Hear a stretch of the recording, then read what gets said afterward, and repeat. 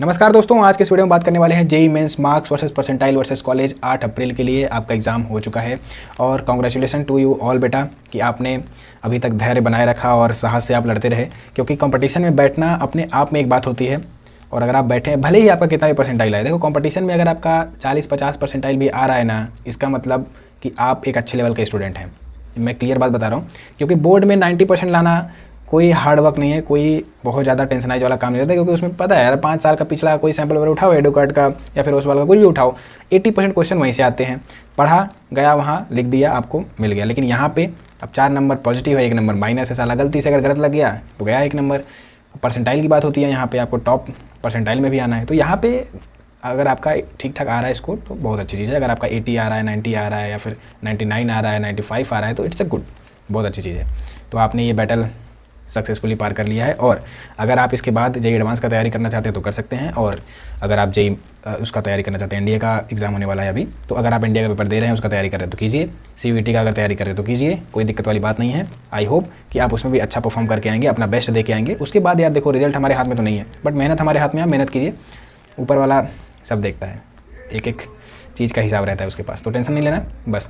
अब देखो, मैं यहाँ पे आपको जल्दी से बताता हूँ कि marks versus percentile versus college क्या होने वाला है 8 अप्रैल के लिए। पूरा वीडियो को ध्यान से एंड तक सुनना। मैं इसमें एक चीज़ और बताने वाला हूँ कि आपका कैटेगरी सर्टिफिकेट से रिलेटेड जो डाउट है और डॉक्यूमेंट आपको कौन कौन से बनवाने हैं जोसा और सीसैप के लिए, क्योंकि अब 1 अप्रैल 2025 बीत चुका है। अब टाइम आ गया है आपको डॉक्यूमेंट बनवाने का।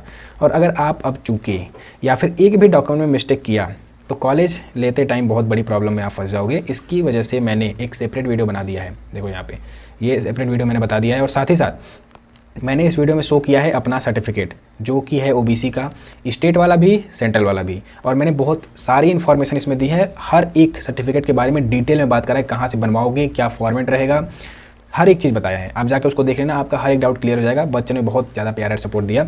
और देखो, ये 2 दिन पहले ही वीडियो मैंने बना के डाला था, 6 अप्रैल को डाला था, आज 8 अप्रैल है। तो जाके आप देख सकते हैं और चैनल को सब्सक्राइब कर सकते हैं। सब्सक्राइब करने का एक फ़ायदा आपको क्या है, देखो 10 तारीख को मैं कुछ लॉन्च करने वाला हूँ। अगर मोस्ट प्रोबेबली 10 को लॉन्च हो जाता है तो ये जो फॉर्म आपको दिख रहा है ना, जो free counselling support register here, ये बंद हो जाएगा।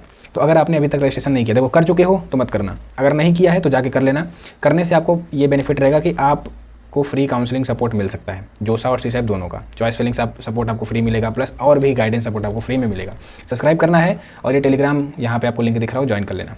बस इतना ही काम करना है। अगर आप विनर होते हो लकी ड्रॉ में तो आपको मेरी तरफ से डेफिनेटली 100% मिलेगा। बहुत सारे बच्चों को, 100 से ज़्यादा बच्चों को मैंने भेज दिया है और यही हज़ार रुपये का बिकता है, फ्री में दे रहा हूँ मैं। तो अगर आप सब्सक्राइब करना है, बस कुछ नहीं करना है, सब्सक्राइब करना है बस, और वहाँ फॉर्म फिल कर देना है, बाकी मैं देख लूँगा। उसके बाद कुछ नहीं करना है। ये 2 दिन में बंद हो जाएगा फॉर्म। 2 दिन बाद आपको फॉर्म नहीं मिलेगा, फिर वहाँ आप फिल नहीं कर पाओगे। फॉर्म मैं क्लोज कर दूँगा, बस 2 दिन का समय है।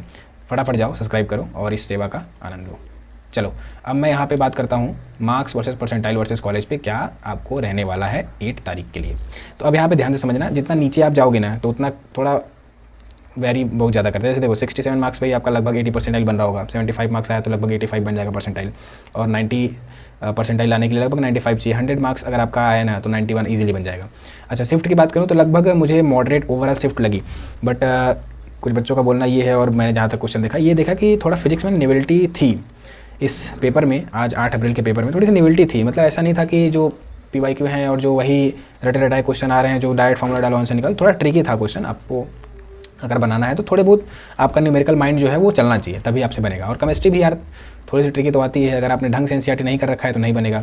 बट अभी इन सब चीज़ों को कोई फ़ायदा नहीं, क्योंकि अब तो एग्जाम हो चुका है, कोई दिक्कत वाली बात नहीं है। और मैथ्स वही ईजी आएगा तो लेंदी आएगा, हार्ड आएगा तो ऑब्वियस सी बात है आप नहीं कर पाएंगे उसको, क्योंकि देखो वहाँ पे मैथ्स में फाइट मारने से अच्छा है आप केमिस्ट्री और फिजिक्स में बना लो। फिलहाल अभी इन सब चीज़ों का कोई मतलब नहीं है। अगर कोई बच्चा देख रहा है तो वो कमेंट बॉक्स में लिख सकता है कि उसके अकॉर्डिंग पेपर का लेवल क्या था, क्योंकि हर बच्चे के अकॉर्डिंग पेपर का लेवल अलग अलग हो सकता है। कोई बच्चा अगर ढंग से मेहनत नहीं किया है तो उसको डिफिकल्ट लगेगा, नॉर्मल सी बात है। कोई बच्चा मेहनत करके गया है, एक्चुअल में 2 साल अगर घिसा है या फिर ड्रॉपर है 3 साल घिसा है तो उसको ईजी लगेगा पेपर।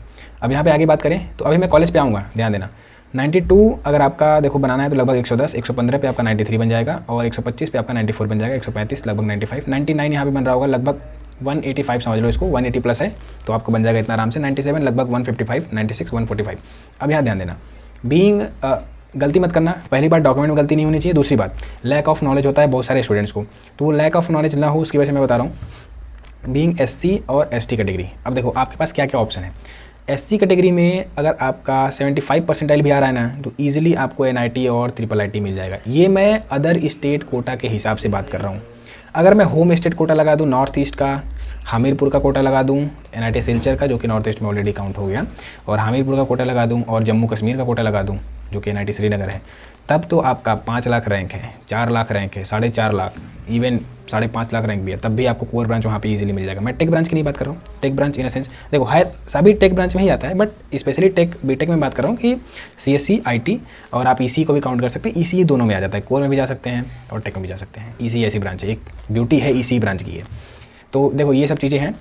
बाकी सब अंडर एस्टिमेट करते हैं नॉर्थ ईस्ट एनआईटीज़ को, लेकिन अगर किसी को घूमना होगा, ट्रैवल करना होगा ना, नॉर्थ ईस्ट से ज़्यादा खूबसूरती आपको इंडिया में नहीं मिलेगी, नॉर्मल सी बात है। और जाहिर देखो वहाँ पे मेघालय जो स्टेट है, और वहाँ पे एक जगह है जहाँ पे बहुत ज़्यादा बारिश होती है, सबसे ज़्यादा बारिश इंडिया में वहीं होती है। उसकी खूबसूरती वो है प्लेस की, आप उसका नाम कमेंट कर देना, उसका ब्लॉग देखना एक बार। और पहाड़ों के बीच पूरा मतलब वहाँ पे बादल टच करता है ज़मीन को, इतना अच्छा लगता है व्यू। और नॉर्थ ईस्ट में ही एक ऐसा चीज़ है यहाँ पे जहाँ पे आपको डिफरेंट कल्चर दिखेगा, डिफरेंट लैंग्वेज दिखेगी। यहाँ पे ट्राइब्स होती हैं, जैसे मेरा फ्रेंड पढ़ता है मेरे साथ ही, तो वो बताता है वो चीज़ें, काफ़ी चीज़ें शेयर करता है वो। तो उसमें बताता है कि एक ट्राइब में बहुत ज़्यादा लोग नहीं रहते हैं, लगभग 5,000 6,000 4,000 इतनी ही पॉपुलेशन रहती है वहाँ पे। और इनका एक अलग लैंग्वेज होगा, बस हिंदी इंग्लिश तो लगभग कॉमन लैंग्वेज सभी जानते हैं, बट इनका एक अलग लैंग्वेज होगा। और यहाँ पे एक और ट्राइब है, इनमें भी मान लो 2,000-3,000 पॉपुलेशन है। तो अब इन दोनों ट्राइब का लैंग्वेज आपस में भी अलग अलग रहेगा, समझ नहीं पाएंगे। प्लस इनका ट्रेडिशन कल्चर सब अलग अलग रहता है, तो आपको बहुत सारी वैरायटीज़ देखने को मिलते हैं, साथ ही साथ बहुत खूबसूरती है। तो यार खूबसूरती के मामले में मैं इसको 4.5 देना चाहूँगा नॉर्थ ईस्ट को। पहाड़ वहाड़ हैं, वादियाँ हैं, बहुत सारी चीज़ें हैं। बाकी आप और भी चीज़ें देख सकते हैं, मैंने पूरा category wise branch wise cut off, साथ ही में कॉलेज रिव्यू वीडियो डाल रखा है, इंडिविजुअल एनआईटी ट्रिपल आईटीज़ का आप जाकर देख सकते हैं। अब मैं जो बता रहा था, तो होम स्टेट कोटा अच्छा लगता है, आपको मिल सकता है। और बीइंग एसटी लगभग 70 परसेंटाइल आपका है, तो आपको मिल जाएगा ईजिली, बहुत ईजिली मिल जाएगा। बस गलती मत करना, काउंसलिंग के टाइम गलती मत करना, गलती बहुत ज़्यादा होती है, गलती अवॉइड किए ना तो मिल जाएगा। और वहीं ओबीसी और ईडब्ल्यूएस में मैं बात करूं, ये 2 कैटेगरी में, तो यहाँ पे बेटा अब आपका 93 अगर मिनिमम है फॉर अदर स्टेट के सिनेरियो में बात कर रहा हूँ, 93 है ना, तो इजीली आपको एनआईटीज़ में घुस जाओगे, ट्रिपल आईटीज़ में घुस जाओगे, ट्रिपल आईटीज़ में ईसी ब्रांच, ठीक है, आराम से मिल जाएगा। और अगर वही 94 95 आ जा रहा है तब तो और अच्छी बात है। और अगर मैं होम स्टेट कोटा के हिसाब से बात करूँ, तो देखो 88 भी है ना, बहुत जगह होम स्टेट कोटा बहुत अच्छा लगता है। जैसे अगर मैं बात करूँ एनआईटी रायपुर का, तो एनआईटी रायपुर में होम स्टेट कोटा बहुत अच्छा लगता है। यहाँ पे अगर आपका 88 भी है ना ओबीसी और ईडब्ल्यूएस में, तब भी आपको इजीली मिल जाएगा कोर ब्रांच में एडमिशन। जाके चेक कर लेना एक बार कट ऑफ, वहाँ पे सीसा की वेबसाइट पे जाओगे ना, इजीली आपको मिल जाएगा। 88 से लेकर 90 परसेंटाइल के बीच में जाता है, इतना रहेगा ना, इस रेंज में रहोगे आप, तो चांसेस बहुत हाई हैं कि आपको मिल जाएगा। और अगर वही SC ST है तो और भी मान लो कि हाई रैंक पे भी अलॉट हो रहा होगा कॉलेज। तो ऐसा सिस्टम रहता है यार यहाँ पे। बाकी मैं बात करूँ अगर जनरल कैटेगरी में, तो लगभग 95 है ना, तब आप मानना कि आपको मिलने का चांस है ट्रिपल आईटीज़ और एनआईटीज़ में। तो इतना सारा सिस्टम रहता है। बाकी आपके पास GFTIs तो ऑप्शन है ही, ये तो हो गया एनआईटीज़ और ट्रिपल आईटीज़। GFTI तो ही बचा, ये बहुत सारे GFTI जैसी हैं जहाँ पे आपको इवन 10 लाख रैंक है, 12 लाख रैंक है, 6 लाख रैंक है, 7 लाख रैंक है, तब भी आपको मिल जाएगा। जाके चेक करना, बहुत सारी GFTI जैसी हैं। मैं इंडिविजुअल GFTIs का वीडियो जल्दी ही लाऊंगा, शॉर्ट वीडियो के थ्रू मैं कवर करने की कोशिश करूँगा GFTIs को, तो वहाँ पर आपको दिखा दूँगा। इसके बाद भी आपके पास स्टेट गवर्नमेंट कॉलेज का ऑप्शन बचता है, और स्टेट गवर्नमेंट कॉलेज में भी एडिशनल राउंड होता है, वहाँ भी सीटें खाली जाती हैं कोर ब्रांच की। अगर आप खाली नहीं बैठना है, ऐसा है कि मैं कॉलेज ले लेता हूँ उसके साथ ही मैं प्रिपरेशन करूँगा, ये भी रहता है। देखो एक होता है ड्रॉपर आप बन गए पूरा, एक होता है सेमी ड्रॉप लेना। तो सेमी ड्रॉप में ये होता है सिस्टम कि आप कॉलेज भी जा रहे हो, मतलब कॉलेज भी साथ ही में अटेंड कर रहे हो और साथ ही में अपना प्रिपरेशन भी कर रहे हो। कॉलेज के साथ आपने एग्जाम दे दिया, आपका अच्छा परसेंटाइल है, कॉलेज आपको कभी भी रोकता नहीं है, ध्यान देना। आप कॉलेज में आज बोलेंगे कि सर मेरा यहाँ पे सिलेक्शन हो गया ऐसे, मुझे अब आप सर्टिफिकेट बना के दे दो, वो आपको बना के दे देंगे तुरंत, क्योंकि वो भी चाहते हैं कि आप अच्छी जगह पढ़ो, आपका ग्रोथ हो यार करियर में, बस यही उनका वैसे फंडा रहता है, सिंपल सा। तो मैं आपको बता दिया। बाकी आपके बेस्ट रैंक पे मैं आपको कॉलेज बेस्ट दिलवाऊंगा, ये मेरी गारंटी है। बस आप सब्सक्राइब करके फॉलो कर लेना और टेलीग्राम ज्वाइन कर लेना, इतना देखो यार इनफ है। और मैं अगर बात करूं तो आप कंपेयर करने को अगर बोलोगे ना, तो एनआईटीज़ में आपको लोअर ब्रांच मिल रहा है, और खास करके एकदम टियर 4 एनआईटीज़ में, और वहीं आपको GFTIs में EC ब्रांच में मिल रहा है और CSE ब्रांच में मिल रहा है, जाके ले लेना, बहुत बड़ा डिफरेंस आता है। और ट्रिपल आईटी में बात करूँ, खास करके कोडिंग कल्चर वहाँ का अच्छा होता है, हैकाथॉन्स हो रहे होते हैं, बहुत सारी चीज़ें होती हैं। मीन्स वहाँ का coding culture he main triple IT बना ही इसीलिए है।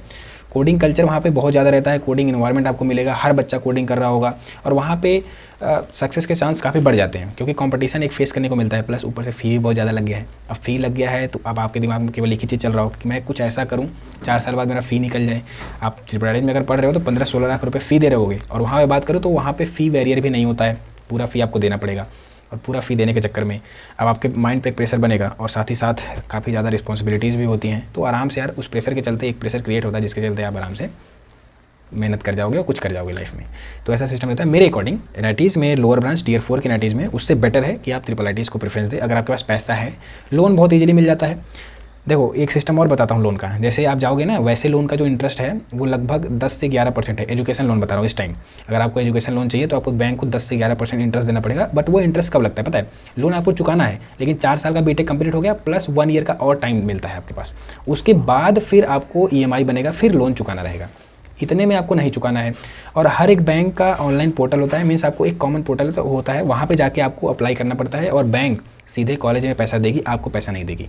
तो ऐसी बहुत सारी चीज़ें हैं। स्कॉलरशिप की अगर मैं बात करूँ तो ये भी मिल जाएगा, लेकिन फर्स्ट ईयर में आपको पैसा पे करना ही पड़ेगा। तो फर्स्ट ईयर में जाके अप्लाई कर देना, वो डायरेक्ट पैसा कॉलेज के खाते में चला जाएगा। आपको फर्स्ट सेमेस्टर की एटलीस्ट फ़ी तो अरेंज करनी पड़ेगी, फिर वो आपको बैंक प्रोवाइड कर देगा। वो आपके मतलब वो पैसा आपको रिटर्न मिल जाएगा, बैंक की तरफ से मिल जाएगा। तो पूरा ऐसा सिस्टम रहता है। बाकी बिहार स्टूडेंट्स के लिए बहुत अच्छी चीज़ है और नॉर्थ ईस्ट में तो बहुत ही अच्छी चीज़ है यार। वहाँ पे लोन का झंझट नहीं होता है, स्कॉलरशिप एकदम आराम से मिल जाएगा आपको। बिहार में बिहार स्टूडेंट क्रेडिट कार्ड एक होता है सिस्टम। तो यहाँ पे जैसे 10 से 11% यहाँ मिल रहा है ना, जो मैं बता रहा था। वहीं अगर आप GFTI ट्रिपल आईटीज़ और एनआईटीज़ में गए हैं, अच्छे लेवल के कॉलेज में है, IITs में है, तो आपका लोन का परसेंटेज कम हो जाएगा। ये प्रीमियम लेवल के कॉलेज में आते हैं तो आपका लोन का परसेंटेज हो जाएगा 9%। ये ध्यान रखना। तो 16 लाख का अगर आप 9% में निकालते हैं ना तो बहुत ज़्यादा होता है। वहीं सोचो 11%, 2% सीधे कम हुआ, तो 2% अमाउंट भी बहुत ज़्यादा हो जाता है। 16 लाख का 2% अमाउंट में बहुत ज़्यादा होता है, ये ध्यान रखना। तो इसलिए मैं कह रहा हूँ ये जो कॉलेज है ना, ये सब कुछ अच्छे कॉलेज जो हैं, ये प्रीमियम लेवल के कॉलेज आते हैं, तो उस वजह से लोन का परसेंटेज कम हो जाता है, इंटरेस्ट जो है वो कम हो जाता है। और बिहार वाले बच्चों के लिए यहाँ पे केवल गर्ल्स को जो इनके थ्रू लोन लेंगे उनको 1% देना है और बॉयज़ के लिए 4%। ये क्राइटेरिया ऐसे रहता है समथिंग। आप जाके देखना, अभी आपको बहुत सारी चीज़ें नहीं पता होंगी।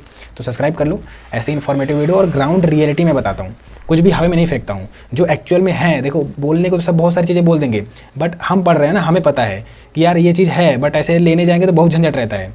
झंझट की वजह से ही मैं अपना स्कॉलरशिप अप्लाई नहीं किया इस बार, पता है, NSP वाला। मेरे पास ऑप्शन था, मेरा पूरा फर्स्ट ईयर में रजिस्ट्रेशन हो रखा था, फर्स्ट ईयर में स्कॉलरशिप आया भी था, सेकंड ईयर में मैंने बस एक क्लिक करना था और मेरा स्कॉलरशिप अप्लाई हो जाता, बट नहीं किया।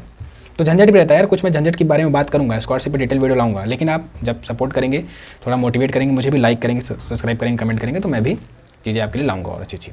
बाकी यार कैसा लगा वीडियो आप बता देना, और थोड़ा इन्जॉय करो। अब एग्ज़ाम हो चुका है, एक बहुत बड़ी बैटल से आप बाहर आ चुके हैं, तो थोड़ा इन्जॉय करो।